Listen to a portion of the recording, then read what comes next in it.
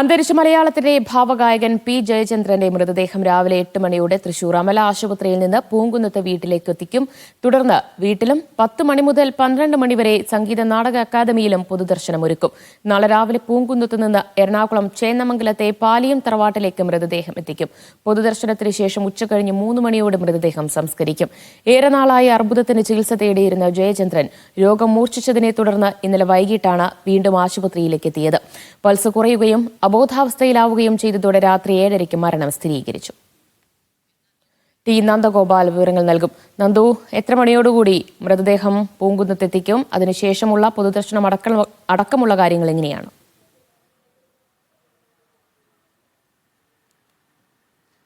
നിലവിൽ അദ്ദേഹത്തിന്റെ ഭൗതിക ശരീരം തൃശൂർ അമല മെഡിക്കൽ കോളേജിന്റെ മോർച്ചറിയിൽ സൂക്ഷിച്ചിരിക്കുകയാണ്. രാവിലെ ഏതാണ്ട് 8 മണിയോടെ ഈ മൃതദേഹം പൂങ്കുന്നത്തെ ഫ്ളാറ്റിലേക്ക് എത്തിക്കുമെന്നുള്ളതാണ് അറിയിച്ചിരിക്കുന്നത്. അവിടെ 10 മണി വരെ പൊതുദർശനം തുടരും. അവിടുന്ന് പിന്നീട് സംഗീത നാടക അക്കാദമിയിലേക്കാണ് ഭൗതികദേഹം കൊണ്ടുപോവുക. 12 മണി വരെയാണ് സംഗീത നാടക അക്കാദമിയിൽ പൊതുദർശനം നടക്കുക. അതിനുശേഷം വീണ്ടും പൂങ്കുന്നത്തെ ഫ്ളാറ്റിലേക്ക് കൊണ്ടുപോയി നാളെ രാവിലെ 10 മണിയോട് കൂടിയായിരിക്കും കൊച്ചിയിൽ എത്തിക്കുക എന്നുള്ളതാണ് അറിയിച്ചിരിക്കുന്നത്. ഉച്ചയ്ക്ക് 3 മണിക്കായിരിക്കും തുടർന്ന് സംസ്കാര ചടങ്ങുകളും നടക്കുക. ഏതായാലും ഇന്നിപ്പോൾ നടക്കുന്ന പൊതുദർശന ചടങ്ങിലേക്കൊക്കെ നിരവധി ആളുകൾ എത്തും എന്നുള്ളതാണ്. പ്രത്യേകിച്ചും ഈ തൃശ്ശൂരിലൊക്കെയുള്ള ആളുകൾ തീർച്ചയായും അദ്ദേഹത്തിന്റെ വീട്ടിലേക്ക് നിരവധിയായി എത്തുകയും ചെയ്യും. ഒപ്പം പ്രമുഖരും അദ്ദേഹത്തെ അവസാനമായ ഒരു നോക്ക് കാണുന്നതിന് വേണ്ടി അദ്ദേഹത്തിന്റെ വസതിയിലേക്കും ഒപ്പം തന്നെ ഈ സംഗീത നാടക അക്കാദമിയിലെ പൊതുദർശനം നടക്കുന്ന സ്ഥലത്തേക്കും എത്തും എന്നുള്ളതാണ് അറിയിച്ചിരിക്കുന്നത്. രാവിലെ 8 മണിയോട് കൂടിയായിരിക്കും അദ്ദേഹത്തിന്റെ ഭൗതികദേഹം അമലയിൽ നിന്നും പുറത്തേക്ക് കൊണ്ടുവരിക എന്നുള്ളതാണ് അറിയിക്കുന്നത്. ഏതായാലും വലിയൊരു ഞെട്ടലാണ് സംഗീത ലോകത്തിനൊക്കെയുള്ളത്.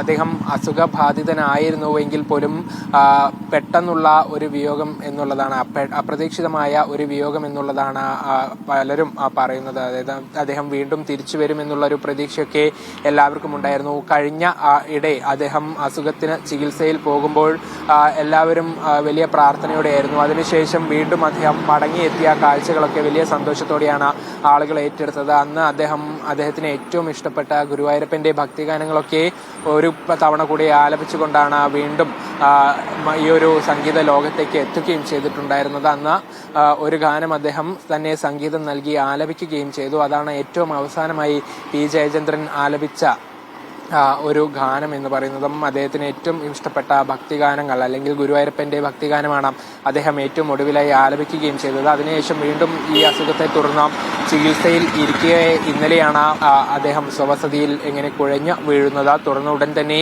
അമല ആശുപത്രിയിലേക്ക് എത്തിച്ചെങ്കിലും ഏതാണ്ട് ഒരു 7:45 കൂടി മരണം സ്ഥിരീകരിക്കുകയായിരുന്നു. ഏതായാലും അത് വലിയ ഞെട്ടൽ സംഗീത ലോകത്തിനൊക്കെ തന്നെ ഉണ്ടാക്കുകയും ചെയ്തിട്ടുണ്ട്. പല പ്രമുഖരുടെയും അനുശോചന കുറിപ്പുകളിൽ നിന്നും അത് വ്യക്തമാവുകയും ചെയ്തിട്ടുണ്ട്. നന്ദു, ഇന്നലെ മരണവാർത്ത അറിഞ്ഞു തന്നെ ആശുപത്രിയിലേക്ക് നിരവധി പേർ എത്തിയിരുന്നു.